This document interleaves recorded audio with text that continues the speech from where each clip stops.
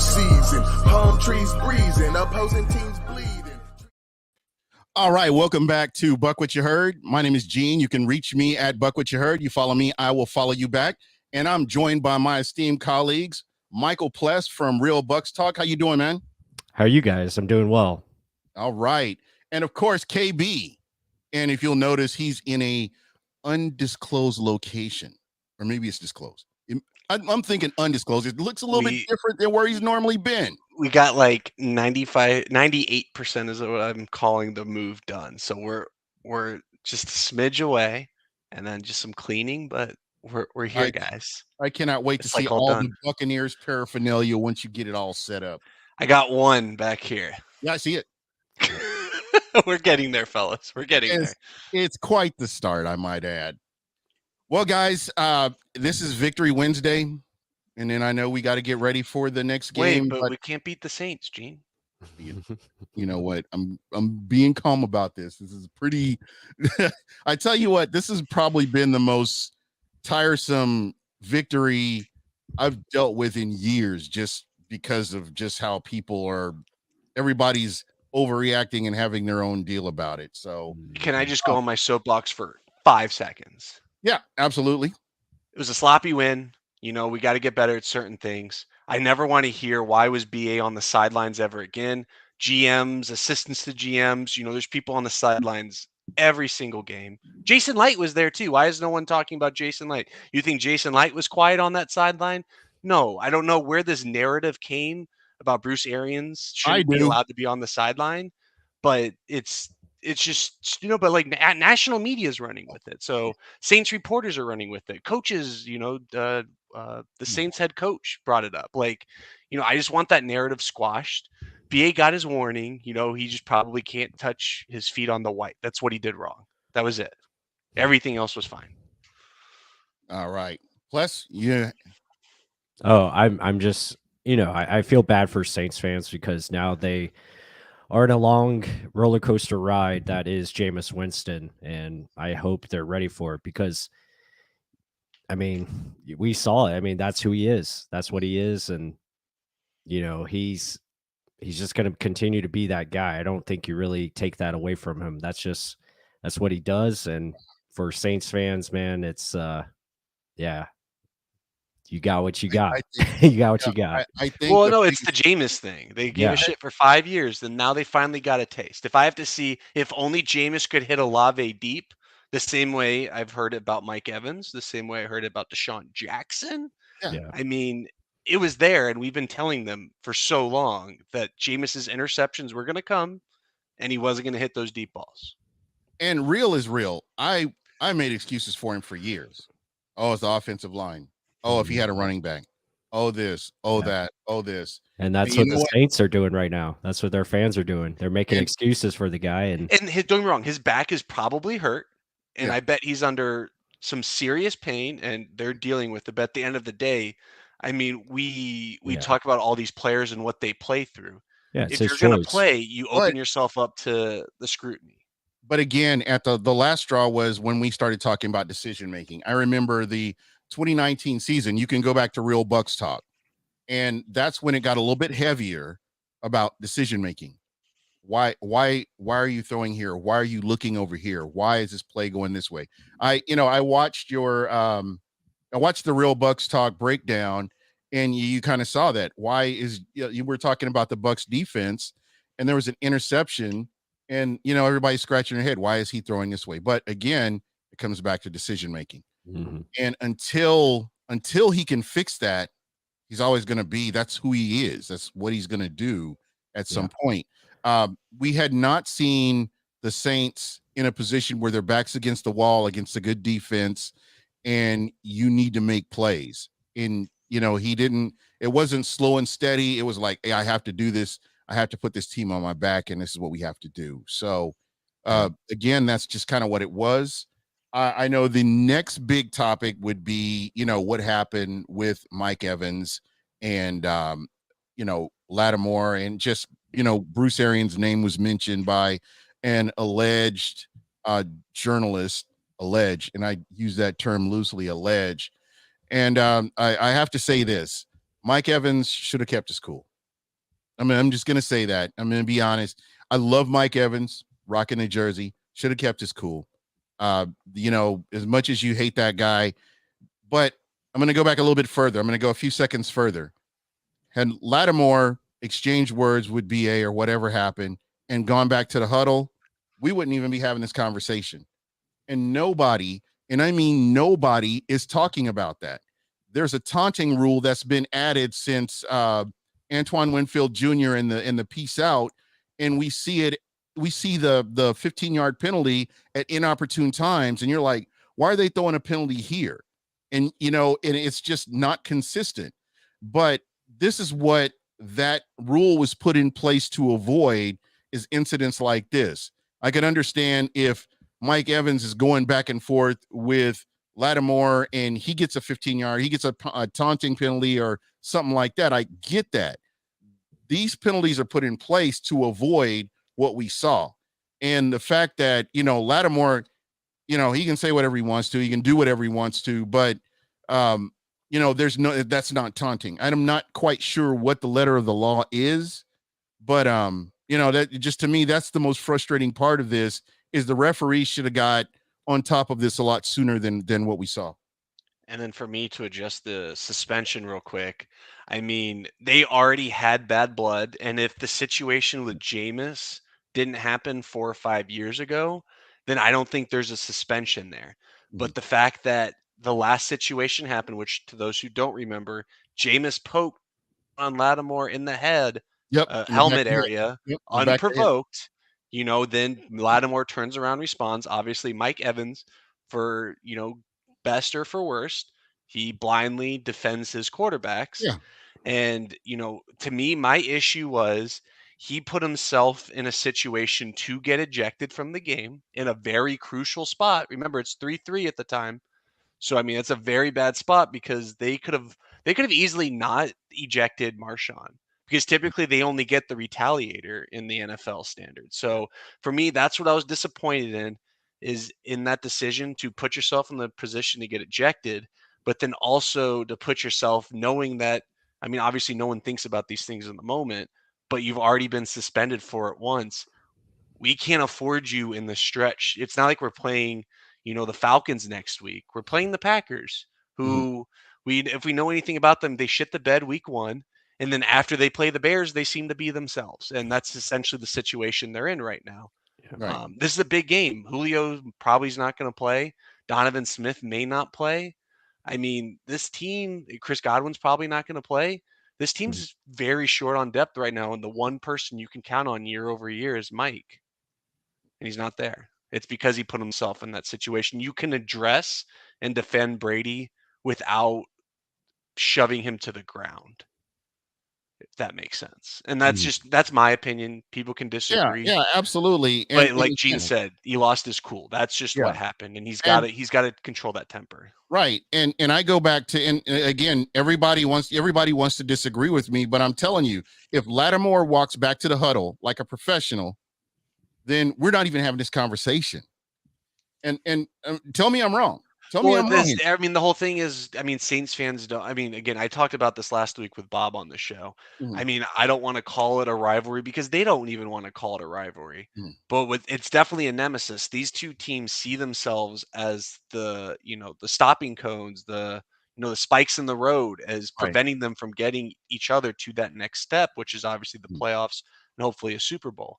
Those teams are going to come to, and with that comes tension, especially given the year-over-year occurrences of what has transpired into the ultimate culmination, which is a benches clearing brawl. Exactly. And you factor in 2020, which I know the New Orleans Saints fan base and I know the organization is still reeling from losing at home to a team. They forgot about it, Gene. Like they consider winning during the regular season to be important, because when you look at it in the grand scheme, is the Bucs lost 5 out of 6, right, or 6 out of 7, but we won the one that mattered. Exactly. But that's not when you're on the opposite side of an argument, which you want to propose, which is what the situation is. And the thing about this is they lost at home to a team that they've normally beaten. So again, they didn't have any excuses. They didn't, and I think this is what frustrates a lot of them as well. They didn't have any excuses. They lost at home. They can say whatever they want to. The Bucs came in, lost at home, went on to win the Super Bowl. They could have easily beat them. And I come back to this game. The Bucs were without some of their top receivers. They were without their center. They were without one of their offensive line was thin, and Oh, they're they on their third left tackle. yeah, third left tackle. And all I'm saying is they could have done something then. It was still within that organization, whether it's coaching, because and coaching, I'm gonna get to that in a minute, but it just the way that they went about playing this game, it's like they pretty much just gave up. I would say after that ejection. Hey, you had the whole game to win it. I mean, you had 100%.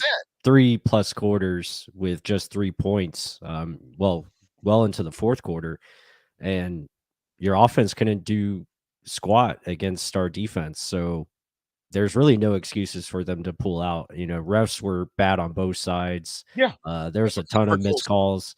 I mean, They didn't call one holding penalty that whole game, by the way, from an offensive line standpoint. Right. Which, don't get me wrong, both of these D lines are insanely talented. Mhm. Yeah. You're telling me there wasn't one hold? Yeah. Like, yeah, it's crazy. Yeah, I mean, we broke down the offensive touchdown play, and I was like, Scotty Miller just gets hit in the head from a defender like 15 yards down the field. It gets no call. Yeah. But nobody wants to talk about that. I mean, that's what kind of generated everything. It's not going to be brought up. As far as Mike Evans, I understand the intention, but as far as the decision, yeah, it wasn't the right one. You got to be smarter. You got to be better, understanding. That's what they want you to do, and that's his cause. Like, he's trying to get Mike Evans, riled up, or whoever he can, because that's what Lattimore does. He holds in coverage. He plays physical. Well, how did the whole thing start? Plus, it was a holding. DPI call or holding on Scotty Miller. That's how this whole thing transpired. Yeah. But like, really, I think one thing we literally learned from this, and I know Bucs fans want to shit on Marshawn Lattimore. I think we found out after the ejections how important he is to the Saints defense success. Yeah. Because as soon as he left the Bucs, granted you could say, the Bucs had emotion from the fight, and but from a scheme standpoint, the Saints were a different defense without Marshawn. All the matchups changed once Lattimore was out of the equation. And we can complain about Marshawn and his grabbing, but who else was an ultra grabber? Richard Sherman, that whole defense, the New England Patriots with all their top corners that they mixed in and out, like all of those guys, Stephon Gilmore, Aqib Talib, they're all grabbers too. It's when you grab 90% of the time, they're not going to call it on every single play, so eventually just becomes the norm. I think that's something people have to put in perspective. Yeah, and they are missing Chauncey over in Philadelphia. They are missing him huge. But I don't care. Yeah. No, I mean, and getting back more to the Buccaneers, I mean, it was a great win. Again, this defense is playing lights out. They're doing a lot of good things. Just from coverage standpoint, assignments, everyone's in the right spot.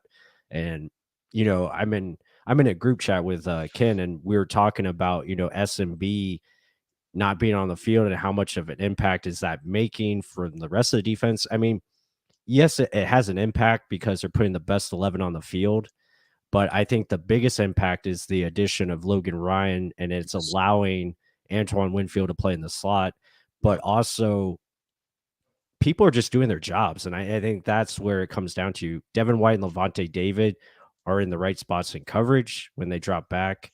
Yeah, there's JTS is still learning his drops as far as being in the right spot, but that will come as he continues to do it. Shaq Barrett kind of went through the same thing, and now he's a pro at it. So people, get frustrated when they drop, these defensive linemen, but it's part of the scheme. Throws off everything, though. You look at Jameis Winston, when they drop, watch the quarterback, and it takes away that first read, and it messes up timing. It plays a big part. So it's all incorporated of the scheme, and the scheme works perfectly if it's executed properly. with guys being in the right position. And it's a thing of beauty, especially when you're watching film and you're like, man, nothing's open. Okay, that's covered. That's covered. This guy's coming in to rotate down to take the spot of the other guy. Like Logan Ryan did that so many times where Yeah. he's just coming down into the box.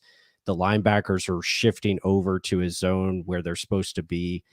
It's really nice. And I can't wait to see how they match up against Green Bay. I'm sure Green Bay is going to try to continue, that power running game or the wide zone running game that they've had success. And that'll be a big part. And can we get after Aaron Rodgers? Because I believe their left tackle is still going to be out this week. They did get Elton Jenkins back, or he's working his way in. So is he 100%? No. Yeah, I think, he was He's limited. going to play, I think. But no one's 100%. Like, I think in terms of his injury, like he's not Elton Jenkins of last year right now. Okay, that's kind of where I guess the Bears defense looked pretty good. Obviously at the second half, like right at the end of the first half, and then the rest of the second half, they kind of fell apart. But the beginning of that game, the Bears defense was doing some good things, especially on third down, which that's where the Bucs offense and defense have been living. Yeah. As much as I criticize Byron Leftwich, Baldy's breakdowns show you there was a lot of creativity. I have to ask you guys this question. Mm-hmm. What do you think of Todd Bowles and his play calling right now? I haven't heard a lot of complaints. I've seen some during the game from certain people that really shouldn't be commenting on it. But for the most part, I love what he's doing. Mm-hmm. I love that he's pretty much left the offense alone, and he's more leaning towards the defensive play calling and some special teams. But from what I've seen from him, I love what he's doing. I think that he's taken a lot of what he had with New York, that experience that he got, negative, whether good or bad, and he's implementing it with what he's doing in Tampa. And I think he's doing a great job. He's not rocking the boat. Well, for me, it comes down to Plus was talking about, personnel packages. Mm-hmm. And to me, don't be surprised, Bucs fans, when the Bucs eventually re-sign Jamel Dean and Mike Edwards, and then also draft a safety on day 2 next year. Because I think that 3 safety look of being able to keep Antoine in the box, in the slot, but then also have the flexibility to mix and match, basically have 3 safeties who can cover, and you can even rotate, back and forth, in and out, being able to have that flexibility versus having, just one nickel corner. We know Todd Bowles loves zone blitzing. So these safeties, Mike Edwards, obviously Logan Ryan made the play of the game. Safeties, Jamal Adams, for as much as we, want to talk about how Seattle overpaid in that trade for him, Todd Bowles drafted him in top 5 in the draft. 100%. Safety is important to him. Yeah. So I think Bucs fans need to keep that in mind, that a lot of the success is happening on that back end, because remember, they were all hurt last year. Mm-hmm. And then, SMB just isn't playing as well as what Antoine is right now. Yeah. And the beautiful thing, we talk about Antoine Winfield Jr., and he's fundamentally sound. And that's something, coming out of college and adjusting to the NFL the way he did, and he's continuing to trend upward. It was just an amazing pick. I think it was one of the big steals of the draft, just bringing him in and then getting him. He's playing at his strength, and he tackles like a linebacker, and he can cover like he needs to. I think he's that X factor within this defense, not to take anything away from anybody else, but he's got a nose for the ball, and just the fact that he's able to wrap up and make tackles. And I just love his game, his overall game. Well, we talked about in previous seasons, Vita Vea really being that X factor, and we haven't really seen that this year. And I thought Antoine was the factor in 2020 because he solidified that back end and allowed, obviously with the piece, but allowed Todd Bowles to really do everything else with the 10 people in front of him and just leave Antoine back there. Now he has 3 good safeties. That's just really opening it up for what he can do. And I think Plus talked on this subject last year as well with Eugene as well.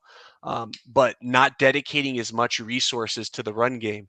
Sure, the Bucs are giving up some run yards. That's fine. They're average probably 4 to 5 yards a carry is what they're giving up. But you know what? It doesn't matter. because they're getting off the field on third down. They're mixing up their coverages. It's pretty much everything what the offense isn't doing right is what the defense is. So imagine, the defense, they're going to be a very good defense, like a top 5 defense this year. Right now, they're probably 1 or 2. Let's say they come down a little bit to that 5-6 slot for the rest of the year, but the offense isn't going to be that 15th, 20th ranked offense that it is now. They're going to get extremely better, especially the more they get healthy. So this team, again, we talked about this for the past. They find a way to not peak. They peaked in 2020 playoffs, but they haven't put together a game really since the Chiefs Super Bowl game. So it'll be fun when that happens again. And we've been talking about that. I think everybody's been talking about this. Do your job, and that's what we're seeing is this team doing their job. I'm happy with the defensive line. I'm going to say this right now. This is not overreaction. This is more or less, a status report of where the Bucs defense is right now in week 2, going into week 3. I'm happy that they're getting closer to getting home, making the 10 quarterback. Sacks, Gene. Yeah, they're leading the NFL. Yeah, that's what I'm saying. They're just continuing to get better. So again, I don't want to overreact one way or the other. I'm just saying, I love what I'm seeing from them. I mean, even with Akeem Hicks looking like he'll be out for the, month of September going in October. Be ready for playoffs. That's all that matters for him. That is where I'm going with this. You got to do, next man up. You got to get out there and Julio play. Jones, just be there in week 18, babe. Week 19. That's when we need you. Yeah. Yeah, I mean, I wish I could bring up the YouTube comments that I saw yesterday when I posted that injury update on Akeem Hicks, because I mean, it was like, are they clamoring for Sue? Brutal. They were just so extreme. I had one that just cracked me up because he's like, waste of a contract. Let's cut him now. Why bring him on the roster? Do they realize how little we're paying him? Yeah, they don't. I don't think they realize anything. Also, they don't Raheem Nunez Roches has taken a lot of you drafted this guy named Logan Hall. Like, you have bodies and good potential bodies. It's like they talk about like this is a season-ending injury. The dude's gonna be back within 4 to 6 weeks. Like, and again, like I've been trying to tell everybody, it's not about being healthy right now. It's about being healthy at the right time. And you still have time to get healthy. You want to be healthy going into December, January, and hopefully February. That's what matters. And the Buccaneers brought these veteran guys like Julio Jones and Akeem Hicks to help them down the stretch when things are tougher and you need veteran guys to make plays. And you want those guys fresh. There's a reason why Julio Jones doesn't practice on Wednesdays. It's Veterans Day off. And I do, Ken, you said he wasn't going to play this week. I feel he is going to play this week. I hope so. Yeah. He didn't practice today, but who knows? I think, it's a day off for him. That's right. I forgot him and Brady, but Brady practiced today. Right. So, yeah, I think he's going to be back this week. But yeah, I mean, just the outlandish comments on Akeem Hicks is like, just forget about him. Let's bring back Sue. Well, plus you said he'll be back in 6 weeks, right? Do you know who we play in 6 weeks? No, on the dot, the Rams. Oh, well, there you go. I think if he's back, Rams, I think we'll be okay. Yeah. Bro, I'm here to tell you, this defense, if this defense remains healthy, they're going to continue to improve. I just saw this comment from about Ian Beckles. Ian Beckles cracks me up. I like him. That's for entertainment, not for analysis. That's straight up entertainment right there. I'm not going to read a whole lot into it. I think JTS is going to fall into his role. I like what he's doing. I just, hopefully he'll continually get more. He's playing better right now than JPP did the entire season last year. I think people are losing. JPP played probably one good game last year. Mm-hmm. Yeah, JTS he was injured the whole time. GTS has done great. He's blown up. You know how the Bucs typically give up all of the trick plays? He's blown up 75% of them by himself. Like, GTS is doing great, man. Yeah, and like I was saying, he's continuing to progress. But what did he do? What did JPP? He was always on the right side against that left tackle on the blind side. Shaq Barrett, when he had 19 and a half sacks, was on that side. JPP, when he was back, had him flip. Shaq Barrett's numbers go down. JPP's numbers go down. JTS is having the strong side where the quarterback can see him. So when he does get pressure, generally hasn't equated to a sack. But Shaq Barrett's been getting all the work. But That's how this he's defense making rolls. Who's got quarterbacks the one-on-one? uncomfortable. Yeah, who gets the one-on-one? That's what is if Shaq Barrett wins his one-on-one, if Vita Vea wins his one-on-one, if like JTS, like that's the whole thing. If you get a one-on-one in this defense, you just got to win when you rush 4. That's What I what think what Todd Bowles figured out is I don't need to rush 6. I don't need to rush 7. I'm just going to rush 5 when I blitz. Yeah. He's gone away from cover 0. I haven't seen cover 0 really at all. No, I haven't seen it on tape either.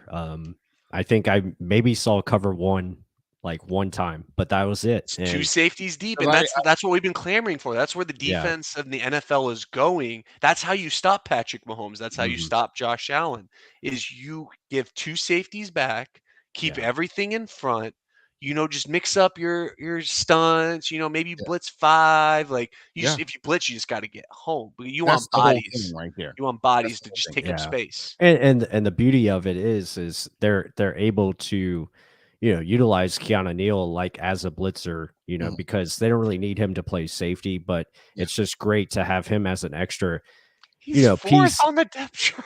Yeah, just an extra piece to come in, and come in on blitzes, and it's a lot of fun. But yeah, like you were saying, the coverages are in sync. But back to your question earlier, Gene, about just play calling and switch gears to the offense. Defensively, I think Todd's doing a great job as far as playing better, as far as helping his coverage and playing more coverage overall. But the play calling on the offense, it's a little conservative right now. And I'm not sure if that's just to get the offensive line in sync or get them, I guess, the younger guys more prepared. And maybe it's a tactic. If you run the ball more, they can't pass rush at, full capacity. Maybe you're trying to wear the defense down, stuff like that. But they're going to have to start mixing things up on first down, because you can't be in 3rd and 8 situations, 3rd and long, like they were Sunday against the Saints. Did you see that drive plus where we go 3 and out on 3 straight runs? The Saints on 4th and 4, have too many men on the field, so it's first down. So what did Byron do? 2 more runs and incomplete, and we punted again. Yeah. You can't do that. Yeah. Right. Yeah, you have to get more. You can establish the run, mix in some stuff, like do some play action, maybe run out of shotgun, like, spread the defense out. But I mean, don't get me wrong. I'm the man who said line up and run power. And you know what? I think that's where the Bucs have done well in the run game, is when they just said, hey, we're just going to fucking run power on you. See if you can stop it. Obviously, Luka Decky misses the block on the 4th and 1. Tristan Wirfs misses the block on it. Like, it's still working. That's what's crazy is we all know it's coming. Yeah. It's still working. Yeah. I guess my question would be is, Tom Brady, that marriage between Tom Brady and Byron Leftwich, is this Tom Brady's play calling, or how is this working? I mean, as far as, like you mentioned a series of plays where you have a series of runs. I mean, does what Tom Brady wants to do factor into what we're seeing in some of these series? No, Giselle's calling the plays. Protect Tommy at all costs. I mean, no, I think, Byron is just, this is Byron's offense. I mean, he wants to run the football, and they have the offensive line to do it. I mean, it's a physical group up front, especially when Donovan Smith is in there. They can run to the run blocking is incredible. Yeah, they can run to the left a lot because they want to have Shaq Mason on the pools, and it just opens up a lot of different things. But first down, they have to start passing it. Passing sets up your run game, because if you pass is complete on a first down, you set up the second and shorts. Second and short is where you can run the football even more, but it also sets up play action. It just gives you so many variables where you can do different things. You can be more aggressive on second and short or second and medium. So they just need to incorporate a little bit more short passes if they really want to extend the run game, or they got to start using some play action, because teams are just going to gear up to stop the run. Because when you run the ball on first down, 11 of your 13 drives last week, that's not setting it up very well. I mean, to have success. Now, granted, Lenny had some great runs, tough runs where he got 5, 6, 5, in the second half. Yeah. So credit to he's him. he was setting up short yardage. He was setting up short yardage opportunities. But it's also not good when you have 17 third down attempts. That's not good. And you only convert 5 of them. But the 5 that you converted were spectacular. I mean, the that touchdown wheel route with Mike too. Yeah, the touchdown. Like there's some touchdown was great play third calls in there. Yeah. No, it was creative. They did a lot of good things on third and long with the man beaters and stuff like that. But yeah, you just can't set yourself up with 17 third downs. Like that's not going to be effective. Yeah, The absolutely. great strategy is to, not go 3 and out or, have a bad third down percentage is to just not even have third down. Exactly. You can do that. That is a strategy. You don't have to run 50 yards up the field. And also just one thing on that is third and long, Godwin on these screens is amazing. I'm sorry, Russell Gage, Scotty Miller, Brashad Perryman, none of these people are Chris Godwin, so stop throwing those screens to anyone not named Chris Godwin because they don't work. Godwin is just a different character, man. Mm-hmm. So I have to ask this question because it's something I just continue to see on social media. For me, I'm just still trying to figure out what this team is doing. But Scotty Miller, and I know that we've seen some drop passes. Is Tom Brady losing faith in him, or are they still going to continue to try to get the ball to him and try to move it, move the ball down the field, or what? Where are we with Scotty Miller? Well, in college football, one of the things that the coaching staff talked about a bunch are what we call track athletes, which is what Scotty Miller is. All it takes is one little twinge, landing on your ankle wrong, your I think his calf is now sore. Like that just takes someone, completely out of their game. Right. And then, there's a new addition that we haven't even talked about to this team, which I know for the past 3-4 years, the narrative has been, Scotty Miller is, the little white boy slot receiver. No, the Bucs finally now have a little white boy slot receiver. His name's Cole Beasley. And what does Cole Beasley do? He gets separation, which we're talking about third down efficiency, being a little bit, do shorter passes. Move the sticks. We got the guy. Mm-hmm. Yeah, agreed. So Scotty Miller, if he's hurt, well, you know what? We're gonna have Brashad Perryman in the X, not Scotty Miller, and Cole Beasley will probably be playing some slot while Chris Godwin's out. Yeah, probably replacing Scotty Miller on the roster too. Yeah, I would agree. Once with that. everyone's healthy, I mean.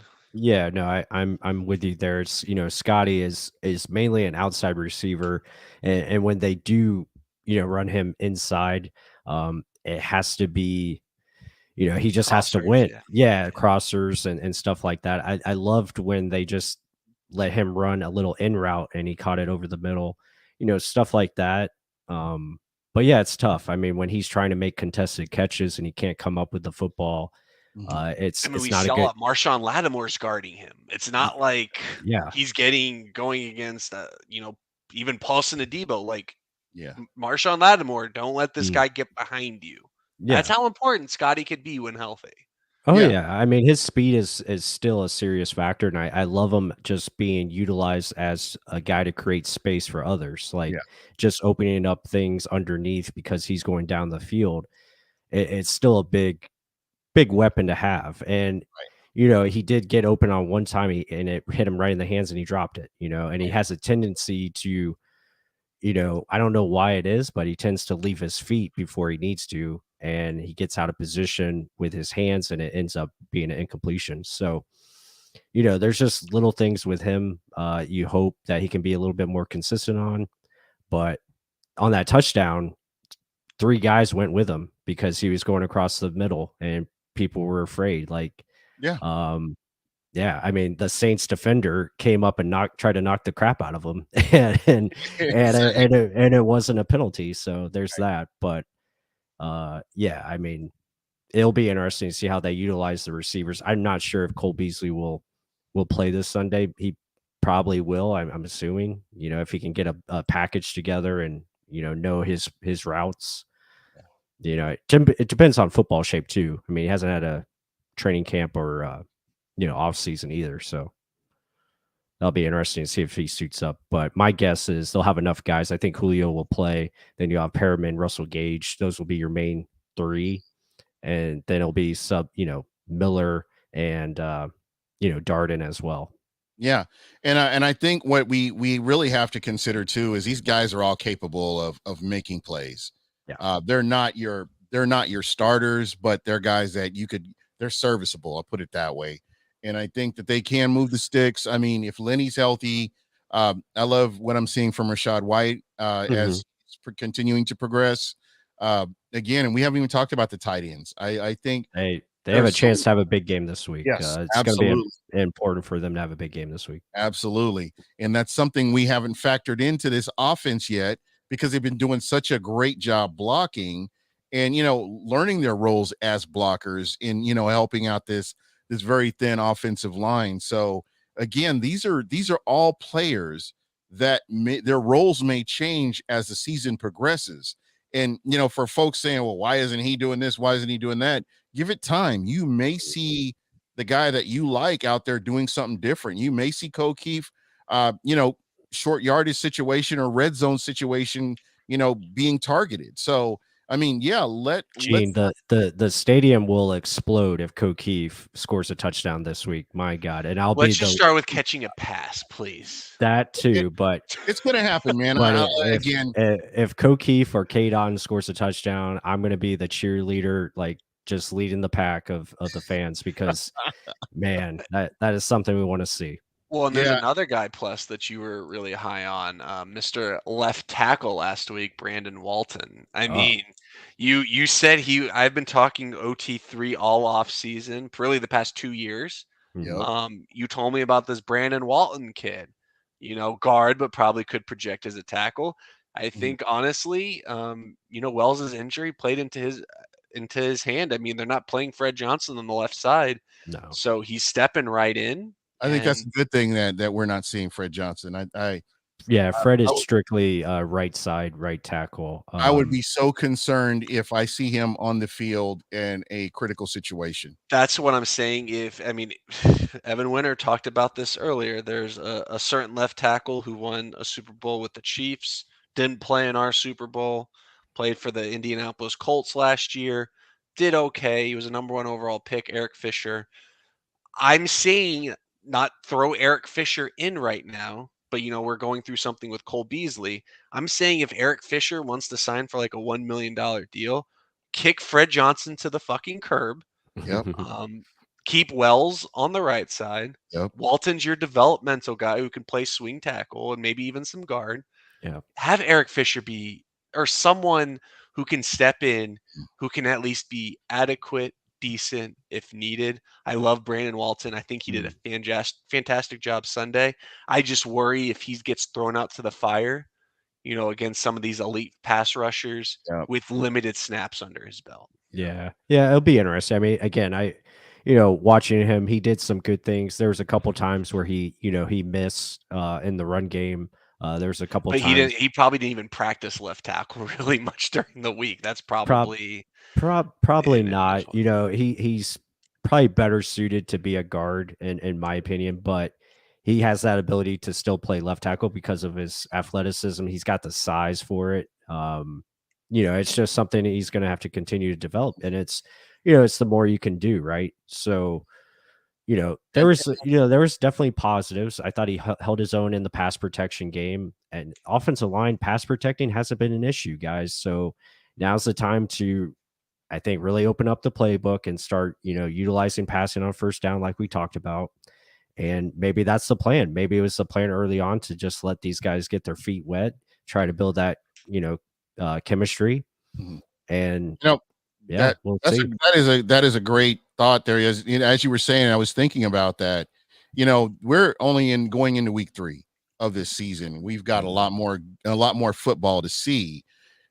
Do we see progressively the playbook opened up over a period of time until we really get on the other side of the week 12 bye, where they work up to that point? But for me, I like what I'm seeing. I think they're progressively coming together. The offensive line, I haven't heard a lot of people complain about it.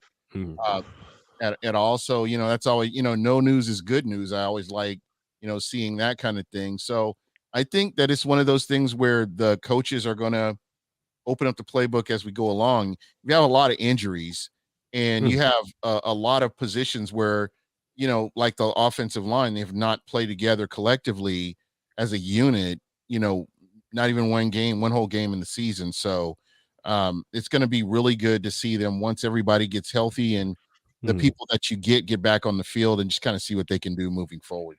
And then one additional positive to really, harping on this because I've never seen the Bucs special teams play like this my entire time of being Playing a great. Bucs fan my entire life. The punter is putting them high and far. Our gunners are doing fantastic. Our kicker is 100%. All of our coverages, which is what I was concerned most coming into this season, are through the roof. We're limiting very good returners to very minimal work, both in the kickoff, punt game. Even our return game's doing pretty good. Jalen Darden, shout out to you, man. Like Going north and south. doubters this year. Exactly. He's done That's great. what you want, man. And he played like he did the first. I don't know if you guys remember the first couple of series when he first started as a returner. He was wasn't like Scotty thinking, Miller. He was scared, man. He wasn't thinking. He was just going. And then after a while, he started thinking, man, I don't know if I want to go here or here. And now we're kind of seeing him kind of reverting back to what we originally saw from him, where he's like, okay, I'm going to hit this hole. I see this hole. This is where I'm going. We're not seeing him thinking a lot. He's actually he's playing more instinctive than what we've seen from him. Yeah. And special teams could get better this week with Zion McCollum coming back. So he's full participant today too. So yeah, he should be back this week. I think he'll be active. Him and Delaney on the outside. Good fucking luck, Packers, who already don't have the greatest special teams unit. People forget that's how they lost to the 49ers last year in the playoffs. That is One block kick. That is So, true. KB, I have to ask, do you miss Bradley Pinion? Oh man, that's like asking me if I miss my biggest nemesis in the world. Plus already knows the answer to that one. But no, I mean Puntcules is what we're calling him on the social media chain. He's been doing great. Yeah, punt Hercules, just throw him a little bit together. But he's been great on kickoffs too. Even when he's kicked them far, or kicked them short, they've usually been to a side. Yeah, he's gotten which obviously limits a returner's ability. And he hasn't punted out of bounds or kicked out of bounds. He did it in the preseason, or someone did in the preseason. Yeah, but it hasn't happened so far. So everything he's done, minus one short kick last week, has been near perfect. And I'm spoiled by this because normally that was one of my big concerns with special teams, going into the season because of what we've seen, historically, from the Bucs. Even on that Super Bowl run, it wasn't the cleanest special teams that you've seen, but they've really cleaned up a lot, coming into the season. Yeah, Camarda, I mean, he had one last week where I was like, where's the ball? Like the ball was in the air for like forever. Didn't he hit the Jerrytron or something like that? He did hit the scoreboard. But the punt last week, I think it might have been his first punt of the game. That ball was up there and it was high and far. Yeah, high and far. So well, his net, I mean, I don't think his net the first week was the greatest, but his net last week was perfect. And he getting the the down punts inside the 20. That's what you want. I think all of it. I don't think he's had a punt really outside the 20 that I can even think of, unless we were pinned back. If we had an average field position, he's punted it pretty darn far. Yeah, and the hang time is so important here because that's where it's giving your special teams a chance to get down there and truly cover. It's just a breath of fresh air from what we've been seeing, where it's been more like on a lower trajectory, and it's giving it's playing more into the hands of the receiving team than it is your defense, setting up those types of things. Shout out to Abraham. Great point about Khalil Davis. We haven't even talked about Khalil Davis being signed to the practice squad. Have they officially signed him? Because I heard or I saw that they were going to sign him, but they need to make a corresponding move in order to do so. Was the last I saw. I haven't seen anyone dropped. Yeah, it'll probably be done tomorrow. I think they're just, probably dotting the I's, crossing the T's on that one. But Yeah, maybe yeah, someone's injured or something. Like maybe they get some Yeah. news about someone or whatever. yeah. I'm kind of surprised they haven't moved Akeem Hicks to IR, like short-term That's IR. yeah, that's what I was. That was thought maybe that was going to be the corresponding I move, but then guess that didn't happen. I guess they're gonna try to take it week to week with him and see maybe he can come back sooner.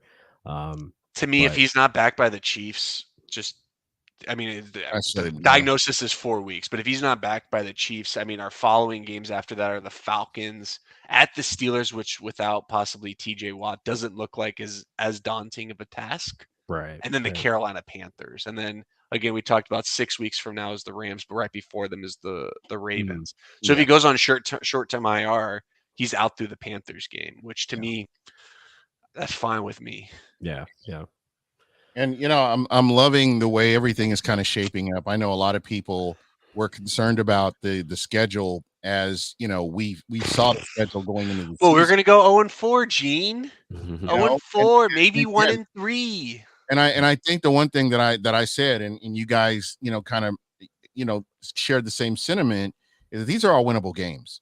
I can look at that schedule top to bottom, and there's not a team on there that I don't think, with the Bucs playing well and health wise, that they couldn't go out and beat. So yeah, you got you have 3 straight home games coming up. So, and obviously, if you had to put importance on it, you want to win this week against Green Bay because it's NFC matchup, and then you want to beat Atlanta, obviously, because it's division and also NFC record. So, right. I think that's how I had it in my predictions. I had us starting the year 3-1, and I guess you could say 4-1 after we beat Atlanta. So, that's where I had us dropping against the Chiefs. Yeah. Which is fine if we're going to lose Right. to an AFC team. If you want to lose to the Ravens, lose to the Chiefs. Just win your Absolutely. NFC games, win 12 games, and I guarantee you're at least the 2 seed. Yeah, and I guess for me, I've watched Kansas City very closely, and I think the NFL is a game of matchups, and I like the way a healthy Bucs team matches up against the Kansas City Chiefs. I like how we match up against the Packers. I was gonna say, who would you guys pick out of these 3? Let's say Julio plays. Let's take the 3 best receivers on each team. Side A, you have Brashad Perryman, Julio Jones, and Russell Gage. Side B, you have Allen Lazard, Sammy Watkins, and Randall Cobb. Who really are you picking? I'll take Julio's upside. I'll take Russell Gage's floor, and I'll take Brashad Perryman over Randall Cobb at this point in his career. Yeah, I mean, I think that's pretty even matchup, and again, it comes down to other factors, and our defense versus their defense, and I just like how we match up. I think we can be physical against Green Bay. I think Chicago tried to do that with David Montgomery, and I assume we'll try to do similar things where we run the football. It's just mixing in the play action, and that's why I say the tight ends this week I think are going to have a big job with the passing game. I think they'll be able to exploit matchups, especially against Green Bay's linebackers, even though they, Campbell's a stud, but there's options to attack. I think he's overrated, man. It's You Kenny do? Clark to me. That's the stud to me. Yeah, And Oh, well, yeah. Preston Kenny Clark, Smith's too. But what I'm saying is, like, Yeah. I think we can run on this team. right. And I think we can run. I'd rather run on them in this particular matchup than pass on them. I mean, they have Alexander, which everyone wants to throw week 1 against, Justin Jefferson out there. He also didn't follow Jefferson a bunch, so keep that in mind. Yeah. Darnell Savage is pretty good. Adrian Amos is pretty good. Eric Stokes and Rasul Douglas, blah, blah, blah, blah, blah. But I mean, like, Rasul Douglas had a great 6-week stretch last year. Mhm. I mean, like, they have a good little team, but they're not stout up front. So if you want to throw Otten and Kieft out there, do it. But like Plus is saying, you need to establish some sort of play action, maybe backing them up a little bit, like, the safeties, make them have 2 high, see what they're in, then maybe call 2 plays in the huddle, a pass and a run is typically what, teams do is 2 or 3 plays. Just if you see 2 high safeties, then run it down them throat.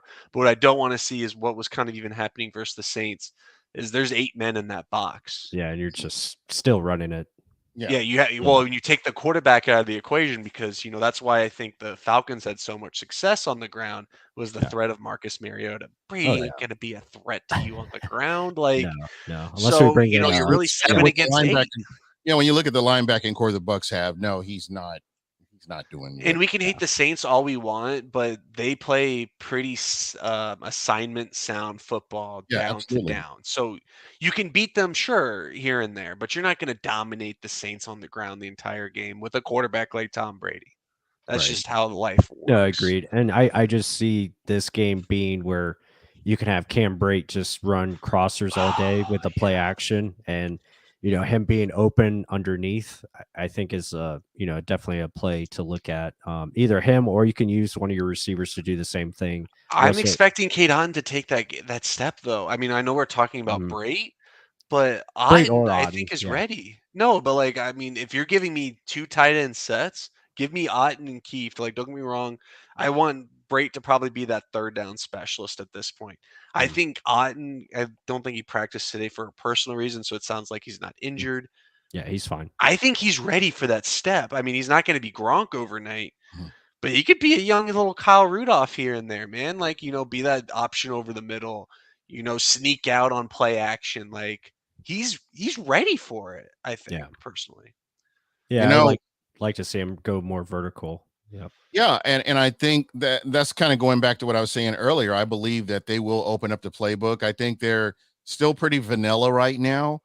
We haven't seen a whole lot of exotic plays from this offense, but I think as this running game continues to get rolling and you get your offensive line healthy, I think that's when you incorporate your tight ends, and they've got some really nice ones. I mean, we talked about Cam Brate. I'd love to see Kate Otten out there doing his thing and extending the field and possibly in the red zone. But I think that's going to come. It may not be this game, but I think eventually that's what we'll see. I think we just kind of seen limited plays because of the injuries on the O line. Can I get my key takeaways for this game? Yeah, absolutely. So for me, there's one on offense, one on defense. I'll start with defense. Being able to not allow Christian Watson or Romeo Dubs to get behind you. There Exactly. have been opportunities for the Packers to, especially even in the Vikings game, to limit, that going down early with Mhm. that 60-yard. I mean, we saw an MVS in the playoffs versus us. That Right. one touchdown kind of changed the momentum there until Scotty Miller's touchdown. Right. So don't get beat deep. Make Aaron Rodgers just walk the ball up the field. Make them kick threes. If you don't give up, if you give up 2 or less touchdowns, I think the Bucs win this game. Yeah. 2 or less touchdowns. So let's say they even get a field goal or 2 in there. I think if the Bucs can just reach 21 points, the defense keeps it under 20. I think we're going to be good to go. For offense, it really comes down to just count by sevens instead of threes. I mean, don't get me wrong, move the ball up the field, but you can't be in the opponent's side of the field 2 times in a row and not get any points out of it. But I So honestly believe that the Saints are just built to play the Bucks the way they do, and I matchup wise, I don't know what it is about New Orleans, but if it's they just kind of get worked up to play the Bucks or what it is, but I just don't see the matchups that I saw, with the Saints. I don't know. I just feel a little bit different about. Well, here, I got a different one then. Now, rather than count by sevens instead of threes, let's give Otten 4 receptions.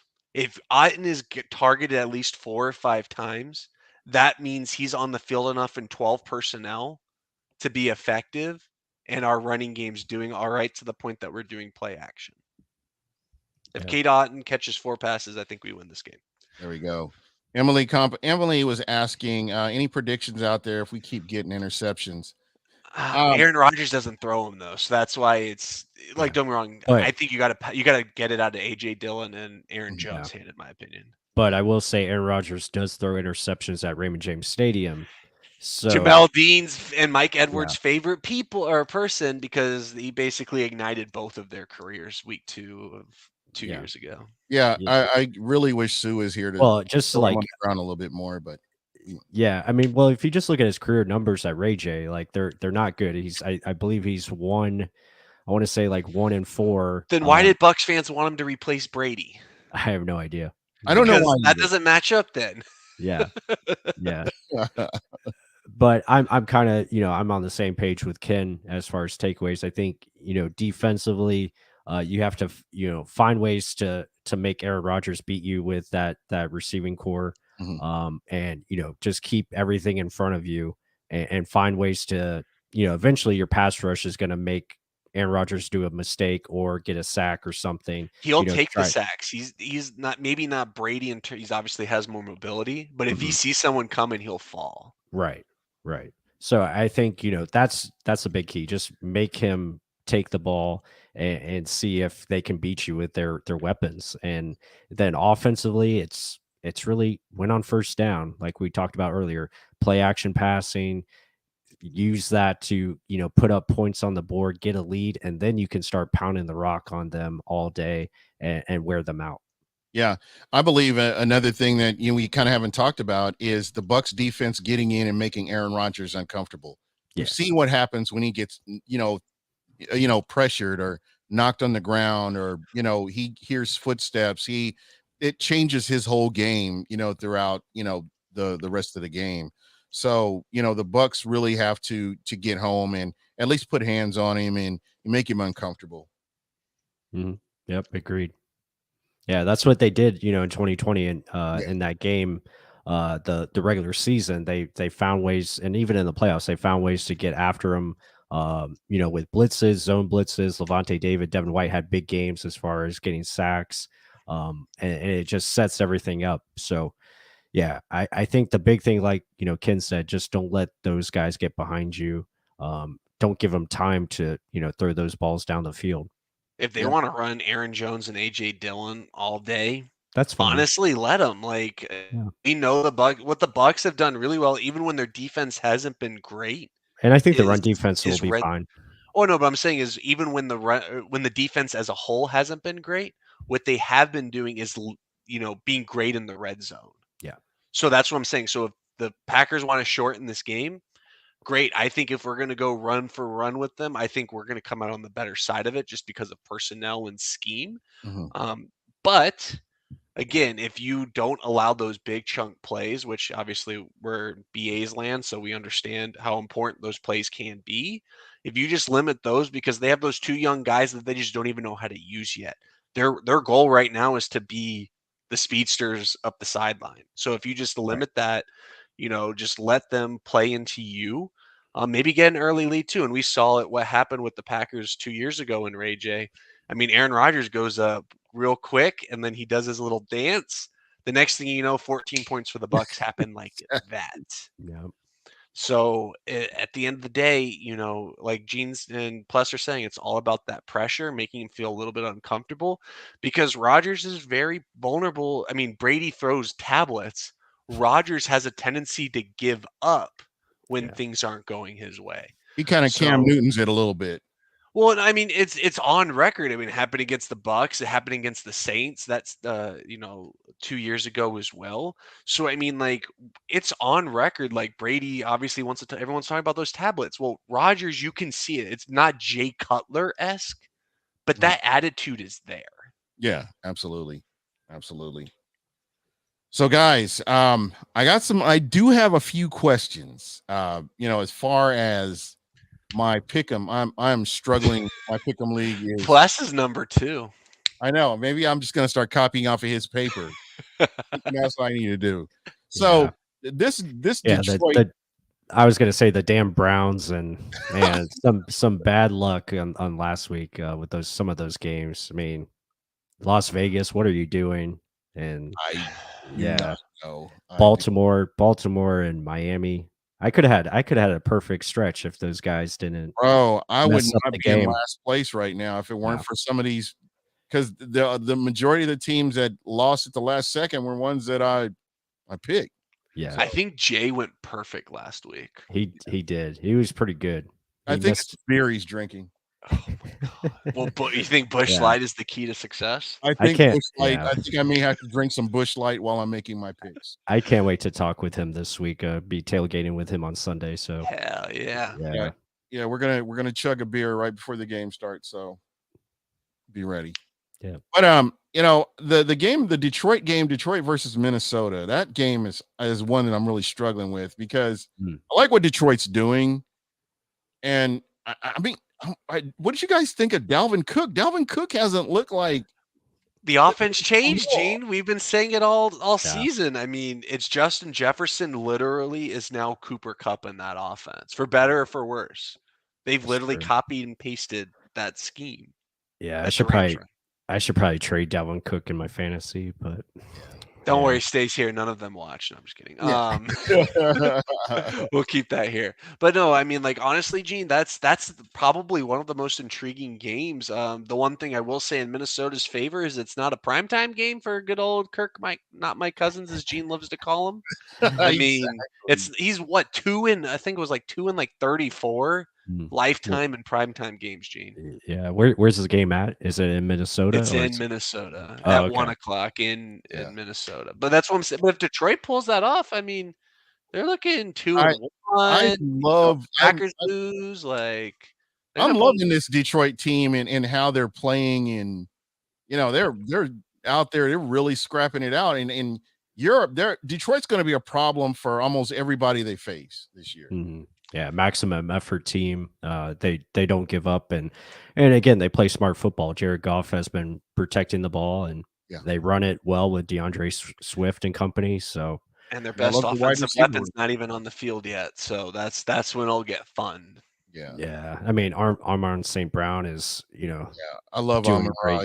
That's my guy. Well, see, that's the thing. Imagine Amon-Ra St. Brown with Jameson Williams healthy. Scary on the other side or right next to him. Right. Open up. It changes so much. it for him. Yeah. Yeah. Opens up so much. And then TJ Hawkinson too is still barely. He's been those tight end. Oh, he's gonna break out. He's gonna be the next Kittle. No, he's been lying in the weeds. But again, if there's vertical stretchers on this offense, what does that do? Opens up the middle for him. Sure does. Yeah. So that should be a good one. I can't believe it's been an hour already. That's crazy. Can we talk about New York Giants real quick being 2-0? New York Football Giants and 2-0.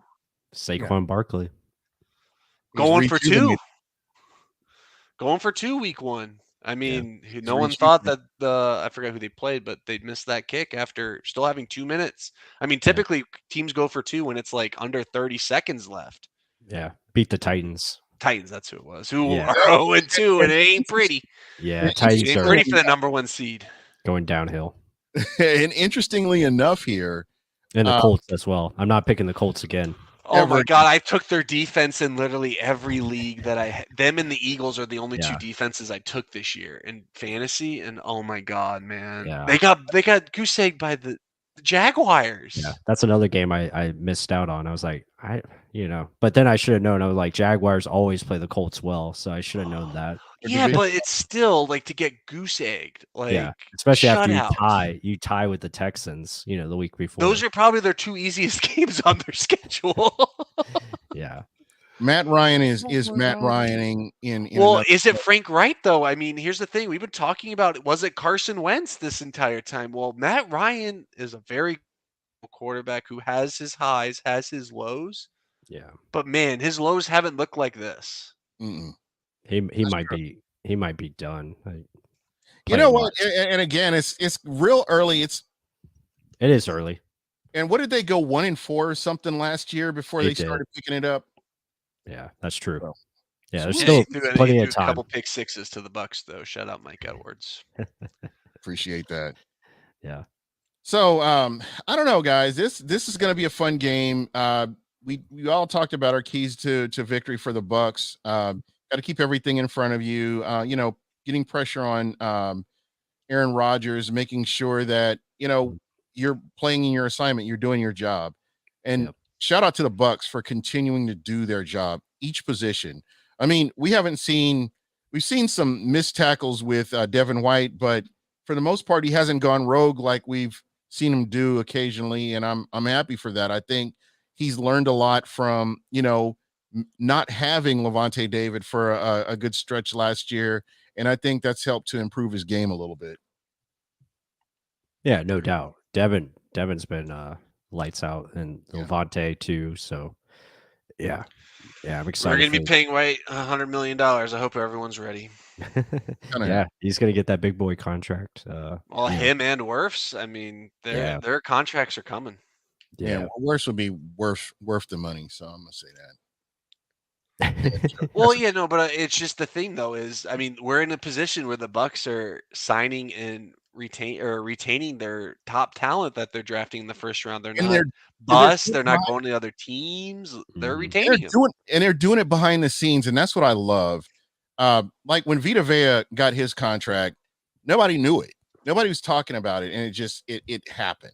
Yeah. And that's what I love about this front office. And we've taken a lot of, and myself and plus included, we've taken a lot of abuse regarding Jason Light early on in his career, and we saw the Build him a potential. statue. Yeah, we Mhm. saw what he could do. We saw the potential early on, and to look at him where he is right now is just incredible to see what he's built with the Buccaneers organization.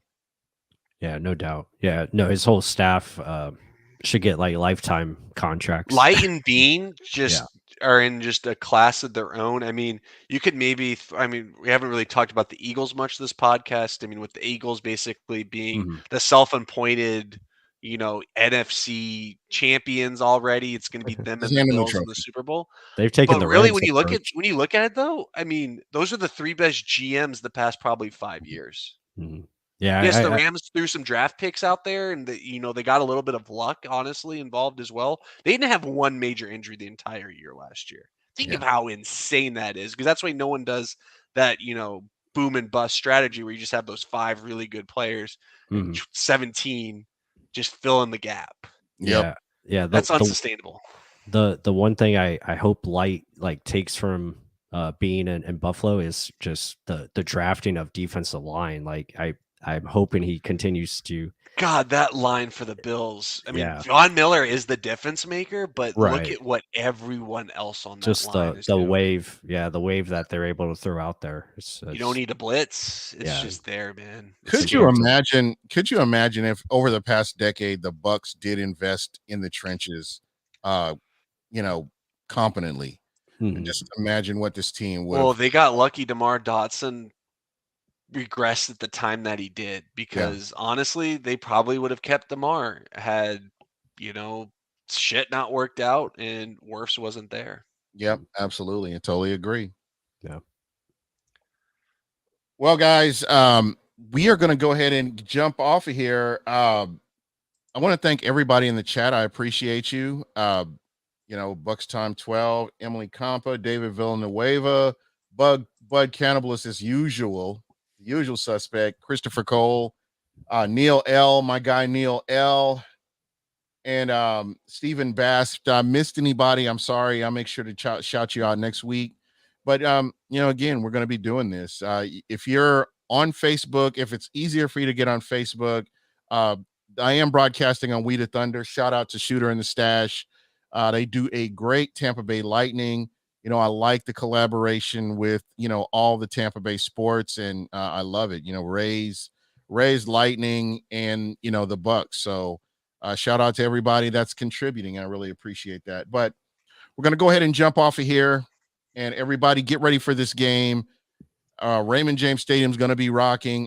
Is it sold out yet? Is that game sold out yet? Oh yeah. It's Every definitely Bucks game I think is sold out this year. Yeah, it's sold out. Yeah, Yeah, it's gonna crazy atmosphere. Yeah, it's going to be wild. If you got videos, get with me. If you follow me on Twitter, get with me.